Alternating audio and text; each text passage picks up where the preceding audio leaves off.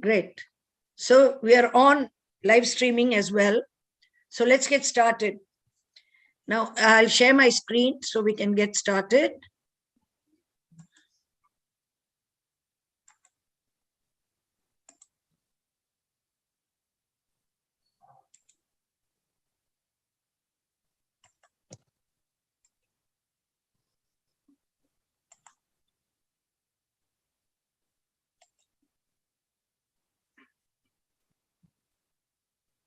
Yes. I think this Max Mueller thing is interfering. There are two devices and one device is interfering. So when I put speaker to view speaker in a small window, it's not happening. Anyway, what we're going to be discussing today, I want all of you to be alert. I want you to be interactive. I want you to be involved in what we are doing this evening. Now, how many of you feel you would like to improve your life post-pandemic? I want you to raise your hands. Please open out your videos, everybody. Raise your hands like this. Or you can put the raise hand option in this thing, Zoom. Good. Thank you for that. How many of you want innovation, wonder, success, joy, and an ability to embrace the new normal? Raise your hand. Great. Thank you for that. You know what the pandemic has done to us? All of us are very aware that what the pandemic did to us is it hit education very badly. We have more than 1.6 billion students who are out of school. There was a lot of things happening in the energy transformation, the environmental damage. More than 251 million people have been pushed into poverty, and they're going to be in dire poverty by 2030. The economy had a terrific hit. Relationships took a tremendous hit. In the same house, when you're seeing each other for 24 hours almost, and you're working from home, even your pets cannot go for a walk. So you are sitting there together on the same sofa, but you're not even talking to each other. So that was the kind of impact. The negative outcomes of the pandemic, we know what the physical distancing, the closed schools, having a loved one with COVID or losing a loved one to COVID, loss of jobs, etc. But out of this, some positive outcomes came. Those who were laid off, at least they got the money, they got unemployment benefits. And people who were in all kinds of lying on the street, etc., were discouraged from lying on the street and given some kind of stable housing temporarily even. The ability to take care of children rose. It improved tremendously. And so what we are talking about is that all of us are in a situation where we have to embrace the new normal. Now, is this new normal going to be as beautiful as this butterfly and we're just going to allow it to come and sit on us? Or are we going to struggle to adapt this completely new world, but which we have to carry on anyway? So facing and handling the new normal is a challenge that we have to take up. If that is the problem, what then is the solution? And I'm hoping that by the time this evening is done, you will have some kind of idea what the solution could be. Now, when there is a situation which we want to deal with, in my opinion, there are only three ways in which you can deal with it. One is change the situation itself. Two is change the other person or persons who are producing the situation. The third one is change my response to the situation. Now, the first two are very difficult to do. Sometimes we can succeed, sometimes we can't succeed. But the last one of changing my response to the situation and developing a method by which I can cope with the situation is the best possible way. And that is where you need what is called as resilience. Now, resilience is the ability to bounce back. It is the ability to adapt to any change. And we all will agree that there has been change in everything in our lives, right from your shopping, right from your finances, from your relationships, and education, your workplace, everything has changed. Your commuting, everything has changed. So we have to learn to adapt to this new change. The third thing you can do is you will keep going forward in spite of the difficulty. And that is what resilience is. So why is it important? Let us see why it is important. See, when you have resilience, you're capable of having optimism in a difficult situation. Your own self-belief, whether you are good enough, whether you can handle this, whether you're strong enough, is if you have a strong resilience, you will have a self-belief that you can handle it. You can control yourself and not just fall apart or break down. You will be willing to adapt. See, 90% of the time you'll find people have difficulty in adapting to a change or a situation. It's not because it's not a situation that cannot be adapted to. It is because I am so rigid that I'm not willing to adapt. So you have to become more flexible. Resilient people are flexible, and so they're able to solve their problems. They're also highly emotionally aware. And we all know the importance of emotional intelligence. And they know how to give and access social support. And they know how to see the humor in a situation, no matter how difficult. Now, these are important skills. And fortunately, these are skills that can be learned. So what are the key characteristics of a resilient individual? They have a sense of well-being and balance. I told you, they provide and access support networks. They stop, think, pause, reflect, and then respond. They don't just react to the first gut reaction that they get. And so they are able to control their emotions. They think well of themselves. They have positive regard for themselves. They understand that it's important to love themselves, nurture themselves, cherish themselves, and think of themselves as being enough. For that, you need to have a sense of purpose. Why? Your why must wake you up. In the morning when you wake up, why are you getting up? Why are you getting into the day? Why are you doing what you do? And if you want the sense of purpose, you will automatically, if you have a sense of purpose, you will automatically start thinking in a solution mode and not in a problem mode. There are many people who think of the problem. Straight away, they're lost in the problem and they don't think of solutions. There are others, and what are the 6 domains of resilience that you'll have? You must have a vision. That's what the purpose is. And then you must make everything congruent. You must make the purpose and goal and everything act together so that you're able to go where you need to go. They have composure, which means they're able to stay calm even in a difficult situation. They don't jump to conclusions. They think, analyze, and then interpret. They seem calm and in control. They collaborate. They're able to form networks. They're not able to work with other people. They're able to help other people. They have what is called as grit. Grit is a tenacity, the ability to persist, persevere, have realistic optimism, and bounce back. They give time and attention to their health because they know that without health, they cannot be stress fit or carry on with this, managing their stress. The next is reasoning. They're able to understand the situation and deal with it. Just give me a second. We have lost 2 participants. I just want to make sure who they are.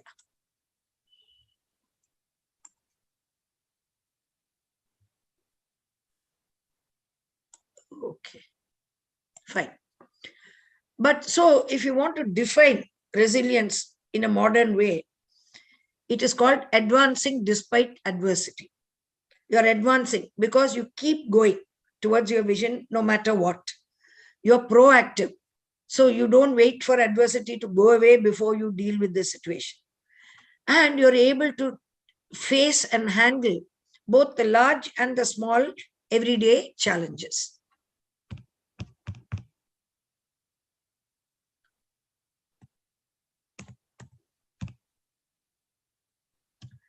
when we always go to the chat and come back, that happens. Yeah. So there are 3 ways in which you can manifest your resilience. One is recovery.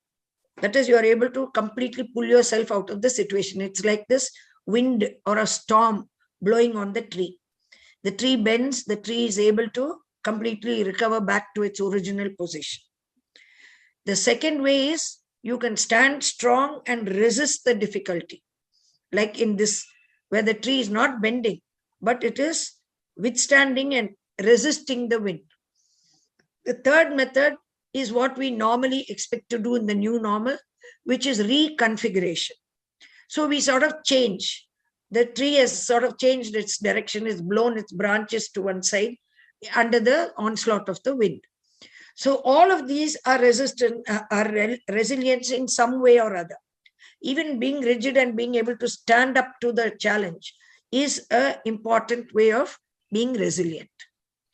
And most important way of being resilient is bending so that you don't break. So we are going to look at the building blocks of resilience. The first one of them is acceptance. Now, what is acceptance? This is acceptance. Supposing it's raining outside. If you are accepting the situation, you just say, oh, it's raining. That's it. You don't really have any other emotion about it. But if you don't have the concept of acceptance, you'll be grumbling, mumbling, moaning, groaning. I don't like rain. I wish it wasn't raining. My day would be better. If it wasn't raining, my day is ruined. Every day is like this. It's always like this. Why does it always rain when all I want is for it to be sunny? Why does it have to rain today of all days when I have this important function? So the people who are unable to be accepting of situations, this is their mindset. So you need to get into the mindset that you're able to go with the flow and just look at whatever is happening around you without judgment. So to do that, you must first understand what is happening in the situation. And only when you have acceptance will you deal with the problem and can there be recovery. Acceptance of what has happened is the first step to overcome the consequences of any misfortune. Then you have to learn to look at the bigger picture. Now, what we all do normally is when there is a situation, we look at it like these blind men are looking at the elephant. Now, this blind man is going to say the elephant looks like a pillar. This blind man is going to say it looks like a barrel. This man is going to say it looks like a plat. This man is going to say it's like a pipe. So, if we start looking at the tiny things in the problem, we will be having a very confused perspective and we will not be able to handle the problem. So you'll be missing the forest for the trees. You're looking at all the nitty-gritty that you're missing the whole, what is the entire situation, what is the big picture. So always see the big picture. See here, if you're going to be focusing that there's only a small sprout on top, you're missing the big carrot which is below. And here, if you think, I only got a small carrot, but I got a lot of leaves, you have to think that the leaves grew better. This here, you're thinking small. This is seeing the big picture, that even though the external manifestation is small, my fruits are big. The next building block is empathy. Empathy and sympathy are not the same. In sympathy, you feel sorry for the other person. In empathy, you put yourself in their place. So in sympathy, you acknowledge that someone is distressed and you feel bad for them and you help them out. In empathy, you actually understand this feeling of the other person. You even put yourself in their place and feel the feelings with them. So what does empathy include? You imagine yourself in the other person's shoes. You're willing to be an attentive listener. You discover, oh yeah, something similar happened to me also, and this is how I dealt with it. So that is empathy. You share who you are as a person and you validate their feelings. You don't say, no, everything is going to be all right. Don't worry about it. You understand and are realistic about accepting the way they are feeling. The next building block is a solution-focused thinking. Now, the solution-focused versus problem-focused thinking is probably the biggest life skill that all of us have to have. And if you are smart enough, you must develop the life skill of solution-focused thinking to such an extent that when you have a problem, you're able to generate more than one solution. So that you can say, if this doesn't work, I can go to this. If this doesn't work, I go to this. So that is the height of resilience, if you're able to be like that. So what is a problem focus?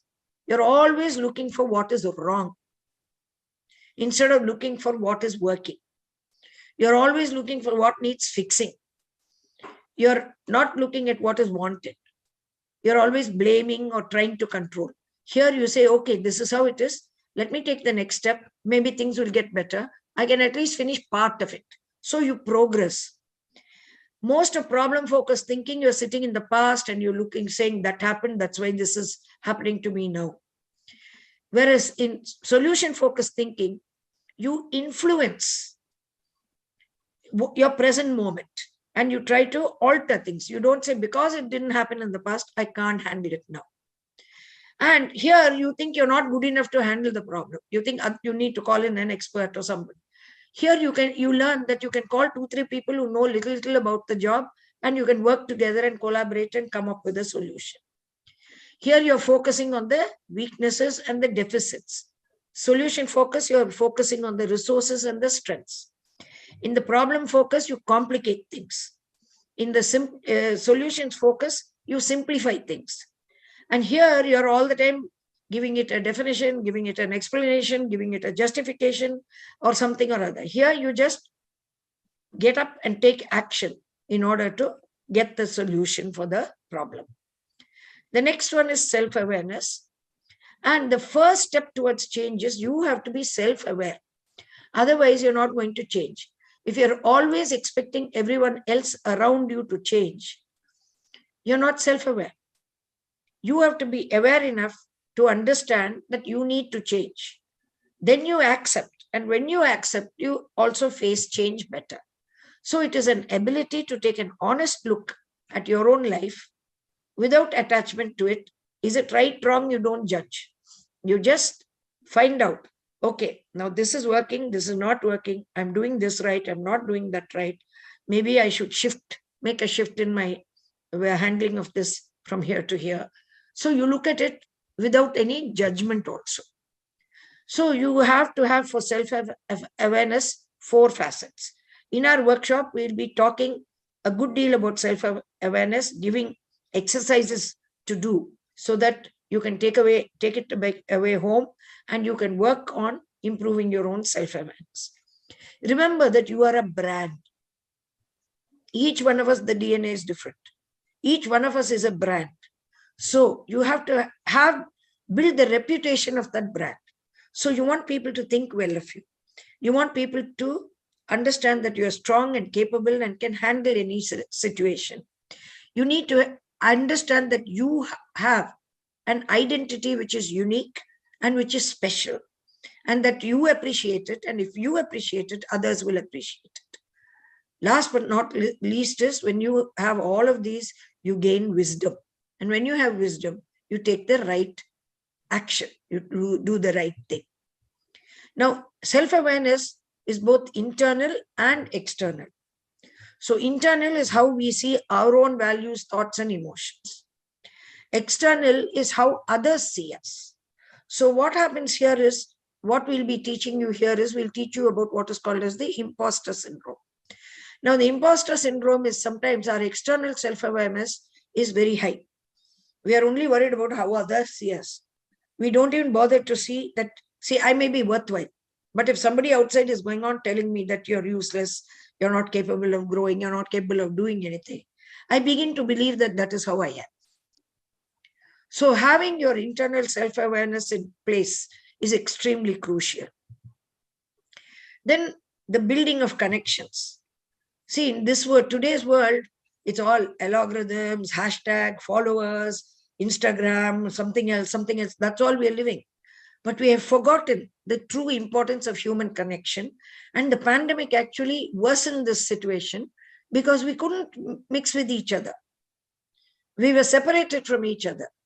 And sometimes I think it's God's way of telling us that when we were neglecting our relationships earlier, that maybe it's a reminder to us the value of the human connection. So what is a connection? It is an energy. It exists between people. And when it exists between people, now when you and I connect, I feel that you have seen me, you have heard me, you valued me. Now when I can see all of you, that's why I keep asking you to open your videos, but you're not giving me that advantage and privilege. It is difficult to keep talking to black screens. If I know you people are there, it's good for me, easier for me to talk. So when they can give and receive without judgment, that is connection. You just accept people as they are, the good, the bad, the ugly. You accept yourself as you are. And when you derive sustenance and strength from the relationship, that is a connection. So we have to learn how to form connections. In my definition of connection, it is cooperation, it's collaboration, communication, concern, and compassion for each other. And I think post-pandemic, these values have gone up in all of us because we missed it.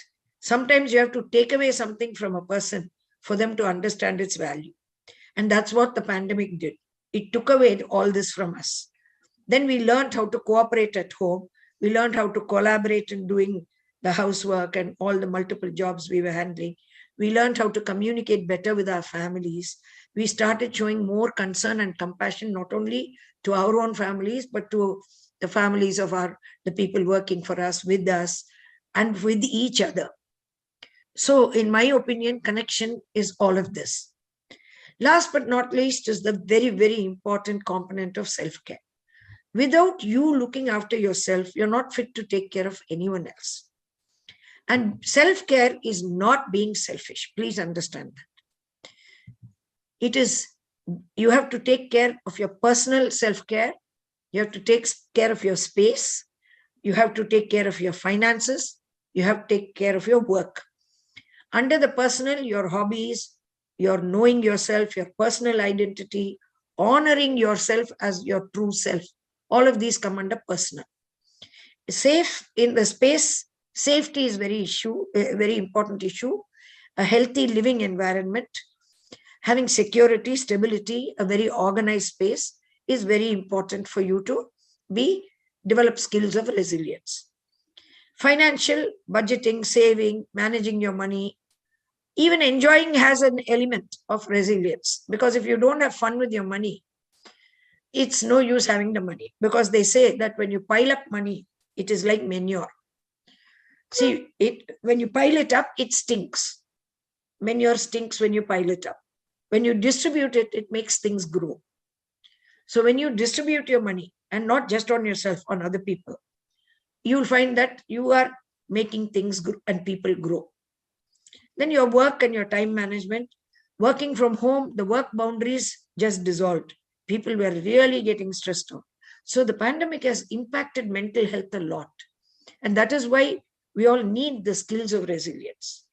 A positive workplace, more learning, taking a break, all this became very difficult during the pandemic. So your types of self-care will be physical, emotional, social, and spiritual. So we will be giving you certain simple rejuvenating exercises to do. We will give you certain tricks and tools for managing your emotions. Then there will be some collaborative kind of workbook. You will be working on a workbook. You'll have spiritual time. We'll be taking you through small meditations. And it's going to be a very exciting and very interesting and fun kind of day as well, where you will learn how you can build up the skills to bounce back. Because self-care can be asking for help, spending time alone, putting yourself first. Some of us feel that this is a wrong way of living, but it's very important for you to understand why you need to do. Remember that I'm a neurologist, and that in this entire process, that everything I'll be giving you the brain explanation for what is happening to you and why we are asking you to do it and why we tell you to do it in that particular way. Then you learn to ask for what you need. You learn to say no.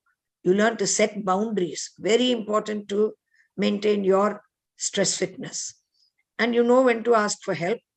You know how to take a step back. You must know when to let go and when to walk away.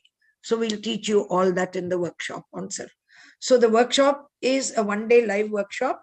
It's at Madras Management Association Hall, 30th of July, Saturday, 9 a.m. to 6 p.m. The investment is 5,000 rupees per head. And if you want to bring along a buddy, the buddy gets a special discounted price of 3,500 rupees. And we have offered an additional special discount price for the Madras Management Association members, the FICCI Flow members, and the Duchess Club members. Now, out of you attending, I don't know if any of you belong to any of these associations. If you do, please call me on this number and I'll give you the special discount link, because we will be posting the standard 5,000 per head link and the buddy link in the chat box for anyone who wants to check out that and go and make a payment. But what will you learn in this workshop? You will learn flexible thinking, optimism, self-care, how to balance your demands, how to build your social connection, try to have positive emotions. We call it taking in the good. And you will learn how to regulate your emotions. Now, many of you may think, is this for me? Yes, no, maybe. Why should I do this? Is this something that I have to go and get trained? Don't I know how to manage? Maybe you're a very strong person. Maybe you pulled yourself out of many things. But what I will tell you is, I've been through a lot of challenges in my life, and I'm still a work in progress. I am not as resilient as I would ideally should be, but I've done pretty well. I've come out of a cancer, I've come out of a head injury, I've faced challenges as a only woman in a man's world when I was training and coming up in my life. So all of these in different ways have been challenges, but from which I've grown. So I'd like to share that. We have some surprises also in the workshop, where real live people are going to come and tell you their story and the way they dealt with. And some of them are really very, very difficult situations. You'll wonder, oh my God, has this person really been through that? Have they come this far? Is this how I too can be? We sometimes break down for small things. There are people who rise up from the huge challenges. So you'll be getting a live talk by a person also in the course of the workshop. So let me sort of maybe prod you, persuade you, and tell you that your return on investment, if you attend some kind of resilience training, we are going to have a big program later in September, October, but even a one-day training in resilience will give you a return on your investment of just 5,000 rupees, which is the cost of a sari. You will develop your passion, your perseverance, and both together are called grit. Grit is that ability to stick it through, just be there no matter what. And let me tell you, I have a lot of grit because I've stuck it through really stressful situations, and I can share with you the way I did it. You will learn how to overcome setbacks.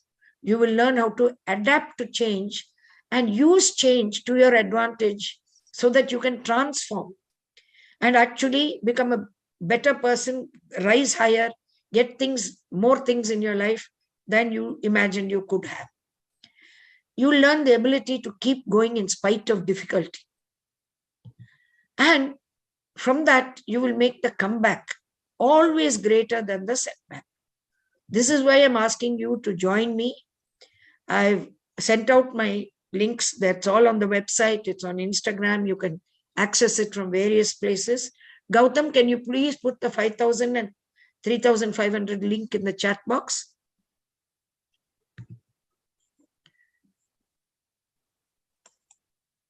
So this is what this whole workshop is going to be about. So if any of you have any questions, please go ahead. Questions, comments, any other doubts? Go ahead. And please open up your videos if you don't mind, so we can see you.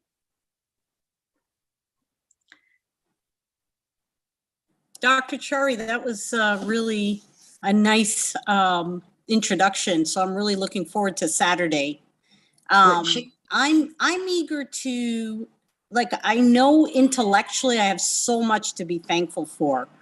You know, I can make kind of that list, and I've done a lot of Tony Robbins, not a lot, but we talked about this, and I think it's fantastic you're bringing some of that here. And so I definitely agree with you. The return on investment is tremendous. I mean, just a thought, changing it sets you on a different road, you know, the road less traveled, so to speak. One of the challenges, which is really interesting, I have so much to be grateful for, but I'm not really tapping into it. I mean, I can make a really nice list intellectually, you know, I have like great food, this, you know, all my needs are met. I'll just keep going. And there are a few things I can really feel it. So I'm eager to see, for me to develop that skill even further, because as you get older, you also realize you're getting older. It's a different feeling. And I think it's more important to tap into that feeling of gratitude. You know, I'm beginning to think myself like, oh, I wonder when my cancer, you know, correction genes are going to fail me, you know, or whatever, right? I mean, as we get older, you know, those kinds of thoughts come to mind, your own sense of mortality. You see your parents aging, but on the other hand, there's so much to be grateful because you made it this far. So what are your thoughts on that? 1 second.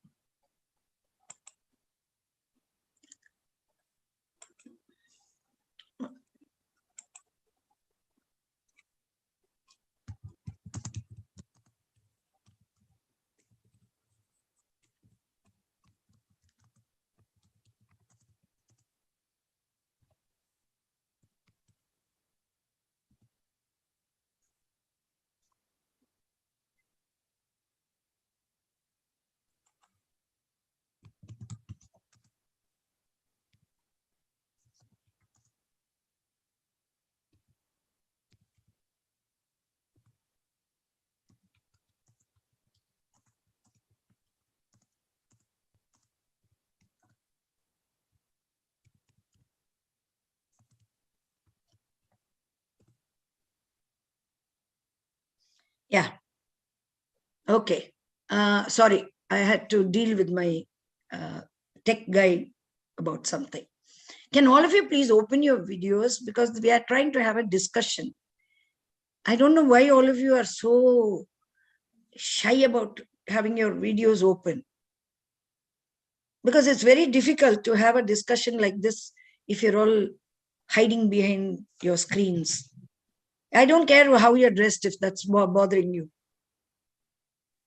Some people they bother about that. So yes, about how to be grateful. One of the best ways for you to build up your gratitude is we ask you to write a gratitude diary.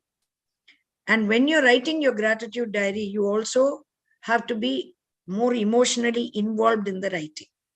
Like you said, you can intellectually bring out a list. But are you thinking about the list, or are you just bringing it out, spouting it out literally? The other thing is, we will be taking you through a meditation where the meditation has few steps. First is gratitude. Next is forgiveness. Third is setting the right intention. And last but not least is blessing yourself and others. So it's a very short and grounding yourself. So it's a very short guided meditation that I will take you through. And you can work out your own. You can do something similar yourself. So all I can do in one day to teach a life skill, which actually takes several months and years to develop, is give you the guiding tips. And you have to find what resonates with you and apply it to yourself. Because now, like I put the 7 building blocks, but of the 7 building blocks, see, someone may be very good at accepting situation as it is.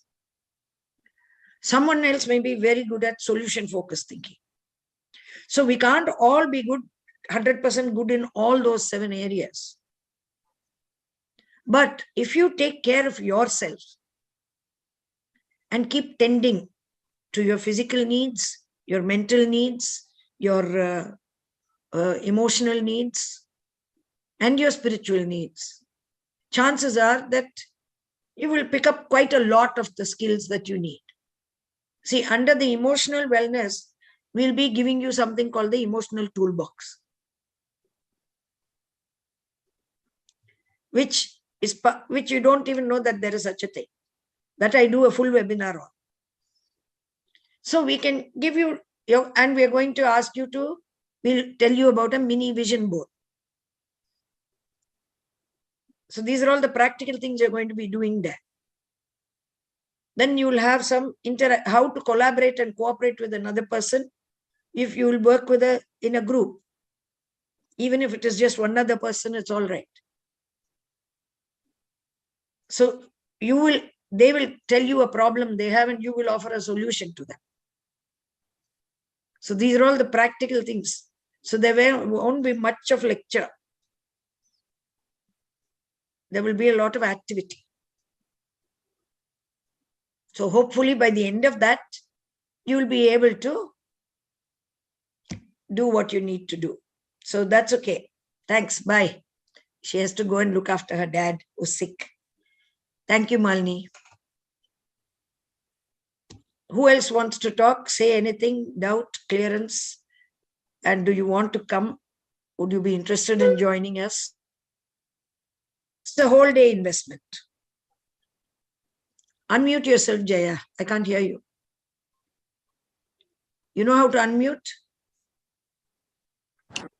Ah, right. Tell me. No. I'm just listening you. Oh, you bent forward, so I thought you wanted to talk. Okay. So anyone else wants to talk? Joya? No. Yes. Ma'am, one doubt, ma'am. Ma'am, Tell have me, told Shalini. the component of self-care is physical, emotional, social, and spiritual, ma'am.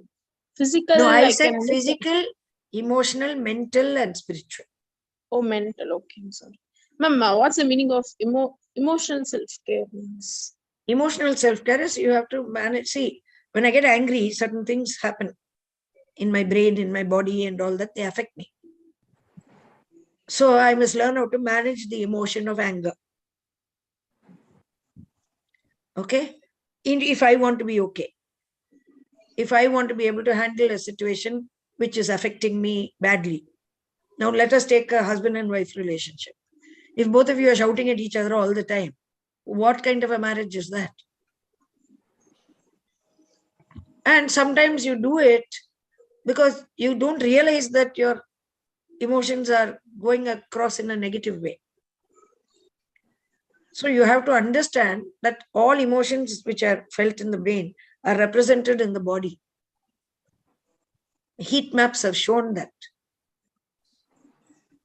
So when I get angry, your face gets red, your chest feels tight. Heat maps show that this part of the body is, the temperature goes up. So emotional self-care is learning how the women have a problem. Another thing which women have, which damages their self-care, is they don't know how to say no. Everybody asks everything from them and they'll do everything for everybody, they'll disappear. So learning how to say no to protect yourself, that's a very crucial skill. Setting boundaries. Now, my boundary, for instance, I am a person who tends to go to bed early. So none of my friends will disturb me after 9 p.m. They know I'm an early riser. They will love to call me at 7 a.m. Okay. Whereas you may be a person who hates to be disturbed at 7 a.m. So my boundary is this. So I put that boundary. Okay. If I feel bad about putting that boundary, oh, what will my friends think of me? At 9 o'clock itself, she's going to sleep. Why do I care? Because I'm looking after myself. So that is a boundary. Also like that with your children, with your family, with your friends, you will have to put boundaries. See, especially the younger people, vada cinema polam. When that fellow is studying, a friend will come and say, vada cinema polam. So if there is no boundary, if he is not putting boundaries, he does not want to offend that friend. He'll get up and go. See, that's a boundary. He says, no, this is my study time. I'll definitely come for a movie with you, but on such and such a day, not today. So many of us don't have the courage to tell like that. That is a bigger worry.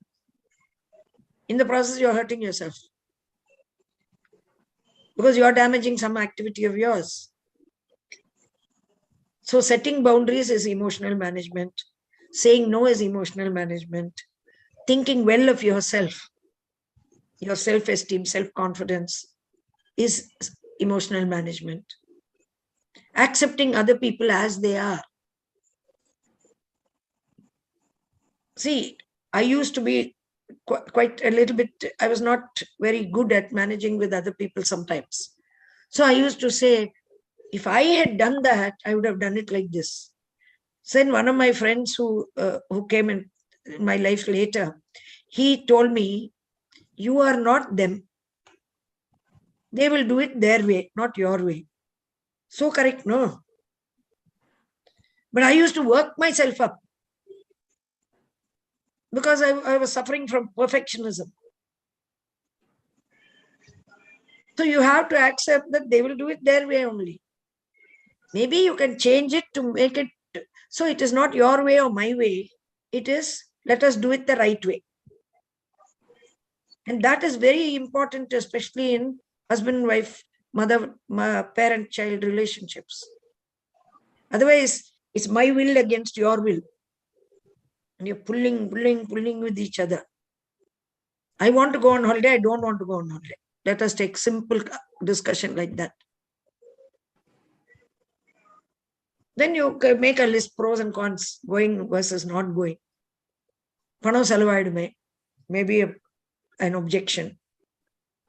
I don't have time, maybe an objection.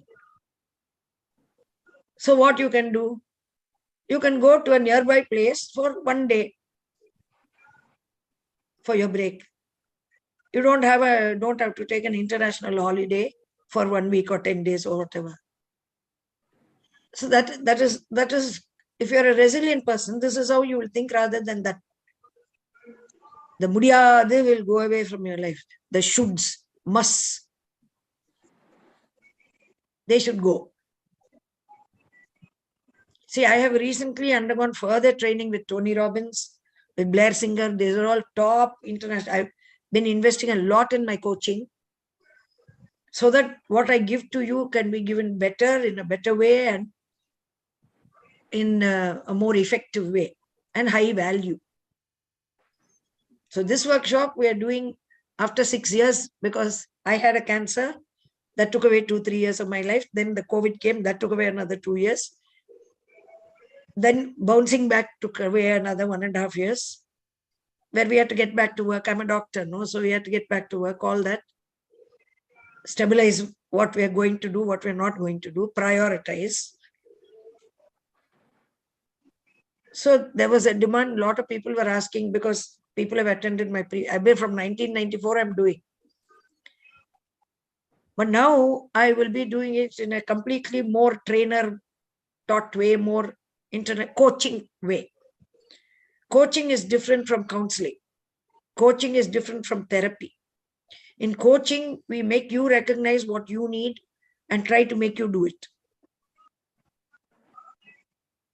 So now I do one-to-one coaching. I have a client who signed up every week. Sunday, I spend 1 hour with him. For 3 months it is. He has a problem with his temper. At home, he loses his temper for everything. And also he has a problem at work where there is conflict. He's about 32 years old and he's very eager to get married. And the parents say, "Inda mari inda, how can he get married? He is going to torture his wife." And he also is feeling guilty that he's living with his parents and they're not letting him contribute to the finance of the family. So we are actually working. I told him to attend for this thing because he's already paid me for the one-to-one coaching, which is a reasonably large amount. I told him this is free for him, he can come. He hasn't come. So we have to also motivate. So I've given him exercises, asking him to do it. So that what we have done is we've drawn 2 columns for him. We first identified 3 goals he wants to work with. One is his behavior modification. Second is his desire to be absorbed as a financial contributor to the family. And the third, he doesn't talk to, he has no friends, he doesn't go out, he's all the time by himself. So the third one is social networking. He says he has lots of friends. I said, how often do you meet them? Once in a way we'll meet. So I give him homework. Did you go out somewhere this week? So they wanted to go for a movie. It started raining, so he at least went out for a meal. So for him, those things are the aspects which we have to coach. But it's changing him. You understand? And what we do is we analyze the situation where he lost his temper. And then we ask him, why did you lose your temper? So he recognizes what is triggering the temper. A simple thing, his mother asked him, I believe, to fetch water. And she kept saying, so there's some complication about bringing the water from somewhere in a bucket or something and putting it somewhere, that kind of thing. And she said, சொன்னதையே மறுபடியும் சொன்னா எனக்கு கோவம் வந்தது. So it's a stupid reason for you to lose your temper and lose your relationship with your mother, right? So we had to bring him to that realization. So one-to-one coaching works like that. But what we do is this is a kind of group coaching what we do. I do a lot of group coaching sessions also. And we have a club membership, Creative Karma Virtual Club. All of this information is there on the website, Creative Karma Virtual Club. If you join that club, you get a lot of the programs free. Last year, about 18 people joined and none of them have renewed. I don't know why. I reminded them, but we accept people at any stage. We've also changed the way we do things for them because every time we want to give more value and we try to do it in a different way, in a better way. We also have a club where caregivers can join, where, caregivers of sick people suffer a lot of health challenges. They die early. Their lives are, it's difficult. It's very difficult. So this caregivers club is meant for the caregiver only, for them to have a break. We do life skills in that. We teach them certain coping skills and we give them fun meetings. And now that COVID is hopefully going away, some of those meetings can even be live, off-site, if they are in Chennai. So we have a lot of products also on our website. Please go and visit our website, www.drpritikachari.com. There are lots of stuff we are doing. And this is my orientation to promote wellness of mind, brain, body, and your immune system. Because people don't realize that this is all connected. If I smoke, I'm only damaging my body. But why are you smoking? You're probably emotionally stressed. Or you're having an addictive behavior. So there's something in your mind and brain. Does the smoke damage something else? Yes, it can damage the circulation to the brain, circulation to the heart. And the heart and the brain are also intimately linked with the immune system. So your ability to resist disease will come down.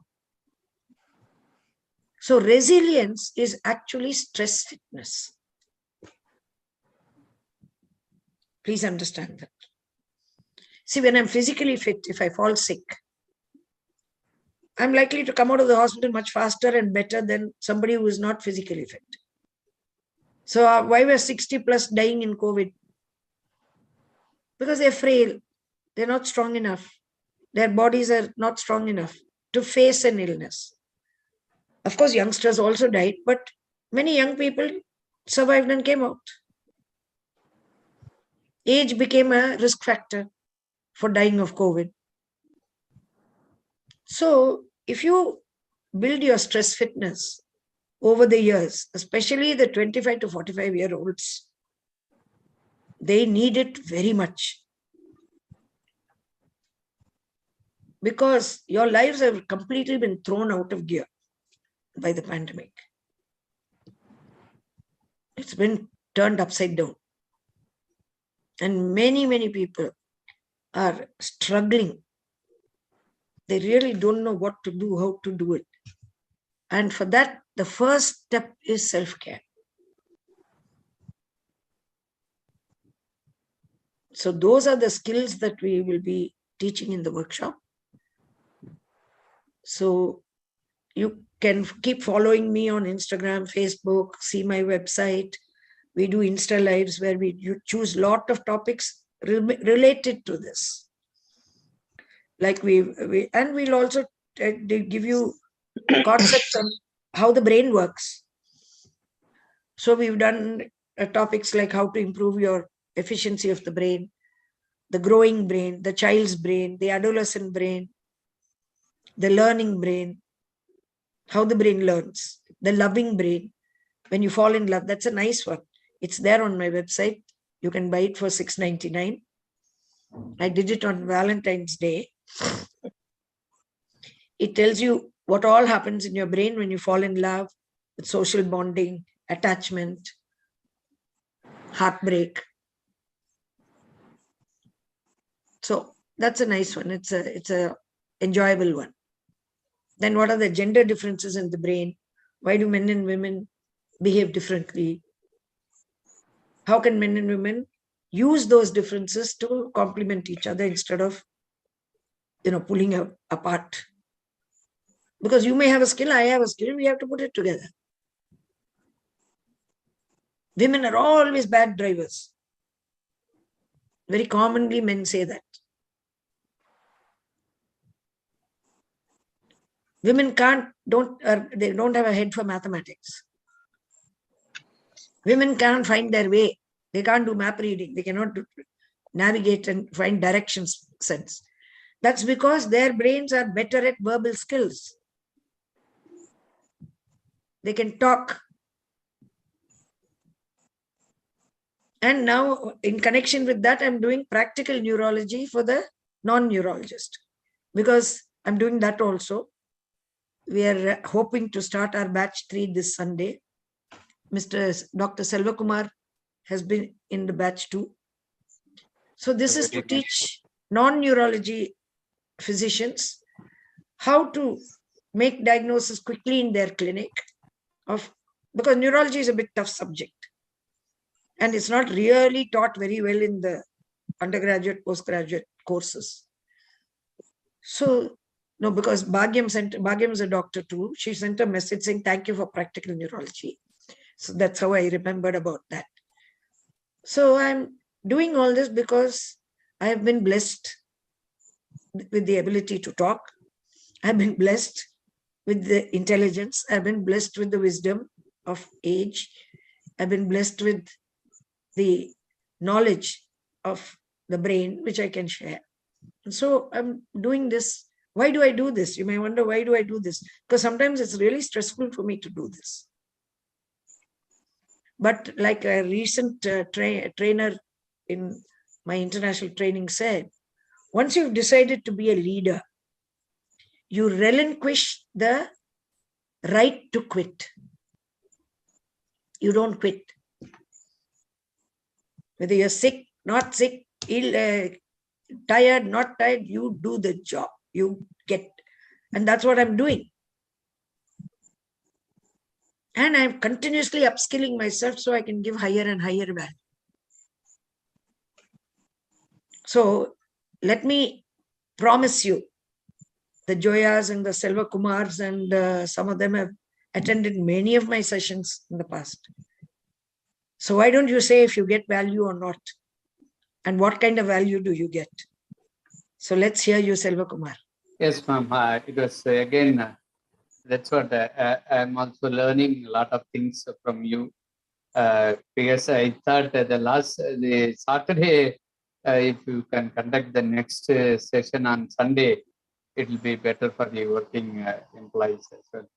So you mean these things to be conducted on a Saturday or a Sunday? Not the Saturday, coming 30th program. Next Saturday program. No, but there are a lot of people say Sunday is the one day I spend with my family, I can't come. Yes, so every day, because there's some reason for people not to be able to come. Yes, that is, but let me also tell you something. My training programs, which I'm doing with the international trainers, you know what I did? You know what time it was? 5 p.m. to 2 a.m. Yes, ma'am. So I'll work in the morning and come and sit and do this. So yes. I took leave for 2 days. That is true. You have to, it depends on which is your priority. Yeah, that is true. That is there. So the other programs, master classes I have done, it was really. That I did an online master class. You tell about that. That was on life skills. Life skills, we'll learn a lot of things from there. Again, those really the one which come from you, the brain, as well as the anatomy, and again the physiology part. Again, the skill, you are the right person to learn all those things from you, madam. It's a really within all the each week one session. It was a really 3-hour session without any. That's the group coaching thing. Group coaching, yes, ma'am. That was really made me learn a lot of things, and still this the other one of the resilience today, something the new things, innovative things you are. So also I give them little things they can do for themselves on a daily basis, which actually transforms, which makes a transformation in you. Yes, mirror work is a very good technique. So anyway, thank you all very much for attending today. And those who attend the live workshop will also have a lot of activity, physical activity. Okay, Joya, thank you. Thank you. Bye. Thank you. So we are also saying bye to anybody else wants to make any comments or has any doubts or wants to ask any questions. Jaya, anything you want to know? Where are you from? I'm living in Tambaram. My son has registered this course. He is attending it. He's coming for the workshop, is it? Yes. What is his name? Balamurli Udayakumar. Yeah. I've got this thing. The information is there. Okay, then. Have a good night, wonderful night, all of you. Thank you, and a wonderful day tomorrow. And wish me luck in my live workshop after 6 years. Definitely. All the best. All the best. Okay, thank you very much. Bye. Good night. Thank you.